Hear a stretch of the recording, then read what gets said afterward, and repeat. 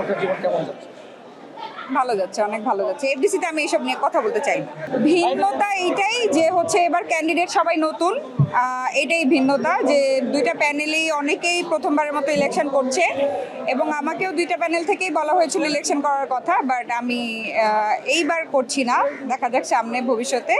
তো ভালো লাগছে, সবাই আমার বন্ধু বান্ধব সবাই ইলেকশন করছে। প্রত্যাশা আমার একটাই থাকবে যে তারা যেন নিজেদের জন্য না কাজ করে, তারা যেন শিল্পীদের জন্য কাজ করে, তারা যেন চলচ্চিত্রের স্বার্থে কাজ করে। এটাই আমার সবার কাছে প্রত্যাশা থাকবে, কারণ এটা আরো আসলে কারো ব্যক্তিগত বাড়িঘর না, কারো ব্যক্তিগত সম্পদও না, এটা শিল্পীদের স্বার্থে কাজ করার শিল্পীদের অধিকার যেন আদায় হয়।